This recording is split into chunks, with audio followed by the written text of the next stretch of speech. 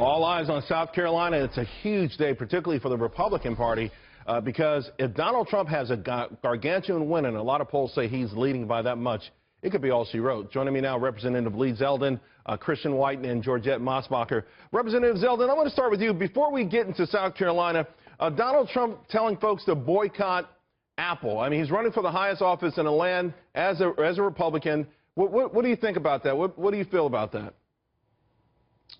Well, I think it's up to individual Americans to decide whether or not to boycott Apple. I mean, for me personally, I have an iPhone, an iPad. I get the debate of why he may go there, but I don't think I'm ready to jump on the boycott Apple bandwagon tonight. You know, who knows? Maybe it's polling well in South Carolina. Okay, let's switch back to South Carolina then. In a Fox News poll that was out yesterday in South Carolina, I noticed an interesting trend. Would never vote for Donald Trump went from 24 to 39, and for Ted Cruz went from 8 to 19.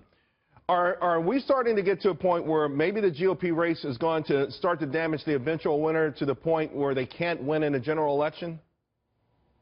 Well, I would say on both sides. I mean, the fact is Hillary is basically unelectable at this point. There's not much more for her to go as far as unfavorables.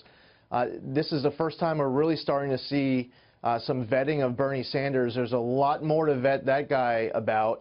And on the Republican side, yeah, I mean, the more that the debate drives on and we go one state after another, and people are beating each other up, the higher unfavorables go, it makes it harder. But I would offer, I mean, listen, when I go to sleep at night, I hope and I pray that the Democrats nominate either Bernie Sanders or Hillary Clinton as their nominee. As long as they nominate one of their two candidates, I think we'll be okay in November. Hey, Christian, what's your feeling now? We're just one day away, and South Carolina is going to be extraordinarily pivotal one way or the other.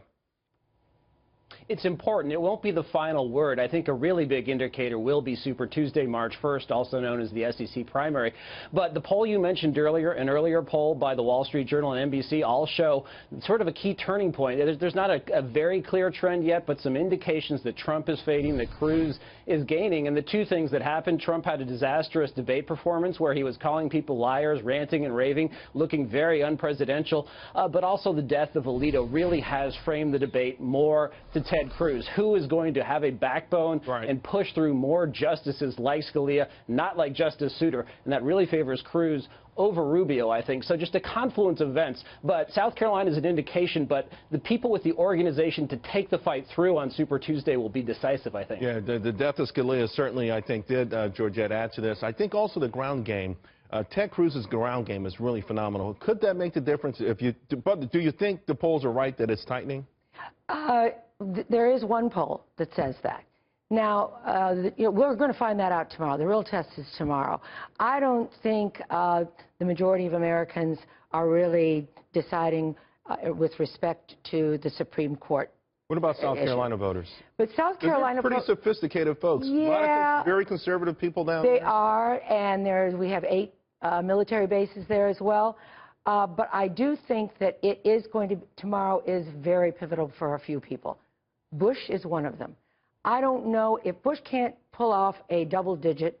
I don't know where Bush goes from there. Right. I think Cruz clearly has a very good ground game. The question is, if Bush pulls out, where does his money go? Does it go to Rubio? All right. If Donald does a double-digit lead tomorrow, I think Donald becomes pretty hard to beat. So 35, I do think tomorrow could be a big deal. If he's at 35 and the next person's at 25, that makes him unstoppable? Who runs the table? No, I think it has to be, there's probably has to be bigger than that. Right. But I do think that at double digit, if he can pull out something above 10% over the next person, I got to say, I think, you know, he's going. He's on a roll. Representative Zeldin, there's a lot of talk. Obviously, the 2 top candidates now are the outsiders. Is there a point somewhere during this campaign where they make overtures to Congress, to the sort of inside community? Because ultimately, if one of them wins, they do have to work with Congress. Well, I think, you know, we still have a long way to go before they get to that point. They're still competing for conservative primary voters. Super Tuesday still ahead of us. So I think that, we'll continue to see Donald Trump, Ted Cruz, continuing to campaign the way they have been campaigning until they have what they hope to be more of a comfortable margin. I wouldn't expect them to change their plans, their strategy, because it might be perceived that they might be selling out if all of a sudden they start reaching out to other parts of the Republican Party that they've stayed away from. Although, Chris, we did hear Donald Trump in an interview hint that he would bring in someone more of a seasoned politician, if you will.